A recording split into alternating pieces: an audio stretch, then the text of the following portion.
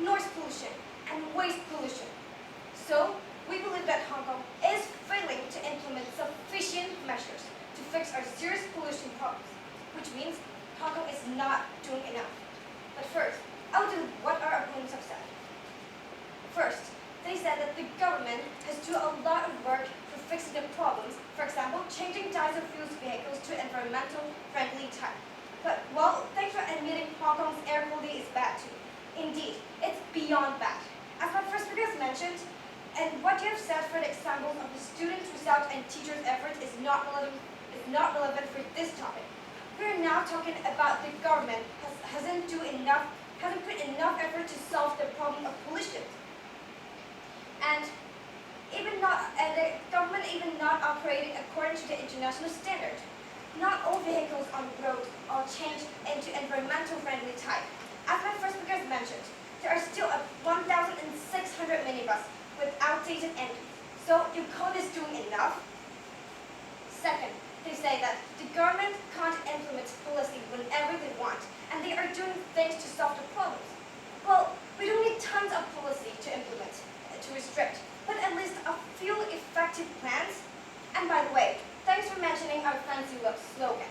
As my second speaker said, the government is not paying enough efforts to solve the serious pollution problem we are having here. And they also gave an example of bad air quality because of the tall buildings and high density of buildings. But that's the government problems too. They should have enough efforts to solve the air pollution problem. Now, back to the things that the government is not doing enough. My first speaker has talked about the most serious problem of air pollution. Air pollution in Hong Kong this year reached dangerous level. 210 points on the air pollution index, which is 6 times the amount recommended by the World Health Organization. This is caused by the increasing numbers of vehicles, with no controls on the numbers.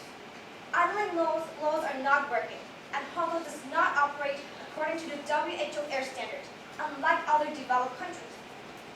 She has also talked about water pollution. Victoria Harbour is very famous for its characteristics. It's famous because of reclamation and polluted water. TB germs have been found in the water, which makes the water toxic and dangerous.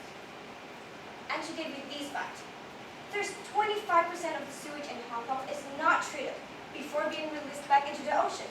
And the reclamation of land in Central cost 580,000 meters toxic silt to be dumped into Victoria Harbour, which 63% of it was seriously contaminated. Thus, how can you say the government is doing enough? My second speaker has talked about how Hong Kong shines on Earth. Well, perhaps it shines too brightly. Light pollution in Hong Kong has become so serious these years that you can see our city from the outer space. It is actually 1,000 times brighter than the international standards, but there are no controls. She has also talked about waste pollution. Landfills will be used up in 5 years. 13,500 tons of waste every day is dumped into 3 landfills. She also mentioned about noise pollution. 20% of Hong Kong's population is affected by loud noise. Yet, there is not enough policy to solve this noise problem. Ladies and gentlemen, air and water are simple things that we need in order to survive. But what we have here has been polluted. The government has failed in policy, failed in planning, and failed in action. So today's motion must stand. Thank you. Speaker has used 4 minutes and 14 seconds.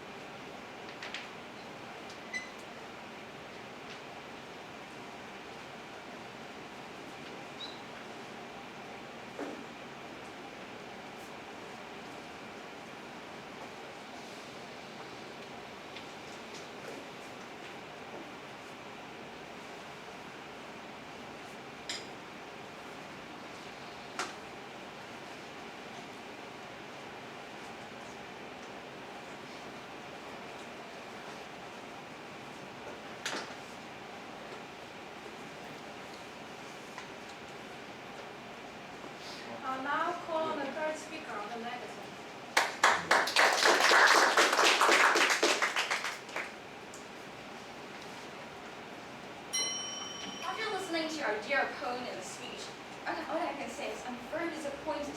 You didn't even watch the news.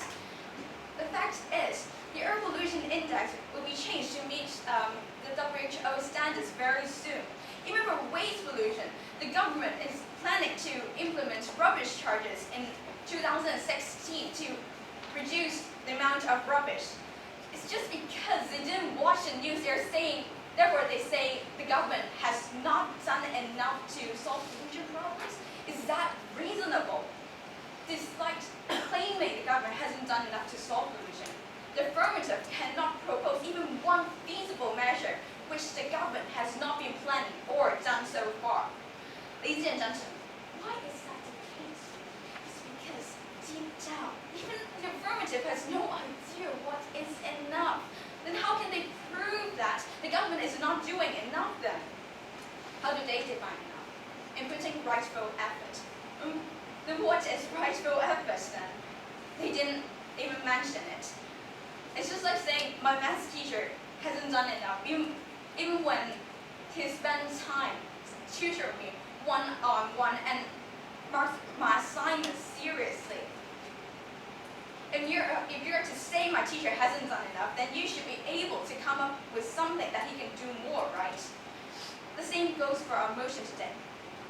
When all that is feasible is done, what's more, do our dear opponents want from our government to make what they do enough? Destroy all cars, ban the use of electricity, sue you for idling your computer for 5 minutes because you have to go to the bathroom, or exterminate all human beings. Yeah, these are certainly great to reduce pollutions. But ladies and gentlemen, after living in a free society for so many years, do you want our government to become a Nazi dictator to monitor every single one of your environmentally unfriendly actions and sue you? Or is this feasible in the first place? Obviously the answer is no. Then how is it logical for our dear opponents to accuse our government for not doing enough because they failed to carry out infeasible measures to deal with pollution? Today our dear opponents keep throwing out statistics on how serious pollution in Hong Kong is. Therefore, they say the government has not paid enough attention to pollution. But is that true? For air pollution, the government encouraged power plants to use natural gas for electricity generation, subsidized minibuses and taxis to use LPG as their energy source. These measures are exactly the reason why the amount of particulates, sulfur dioxide and nitrogen dioxide have all decreased by more than a quarter. As for land pollution, since plastic bags account for more than half of the plastic waste in Hong Kong, the government has implemented an environmental levy on plastic bags, which has caused the number of plastic bags distributed to fall by 90% in just 2 years. Even for water pollution, the government has imposed a harbor area treatment scheme. 1.4 million tons of sewage are being processed every single day. Toxic ammonia level has decreased by a quarter, and the amount of E. coli found in water has declined by half. What we can see right now is that the government has implemented measures to tackle various pollution problems, and the affirmative is unable to come up with even one feasible measure to further alleviate pollution, which the government has not carried out yet. It means that the affirmative has failed to prove to us the government is not doing enough to solve pollution, and thus today's motion must fall. Thank you. The speaker has used 3 minutes and 58 seconds.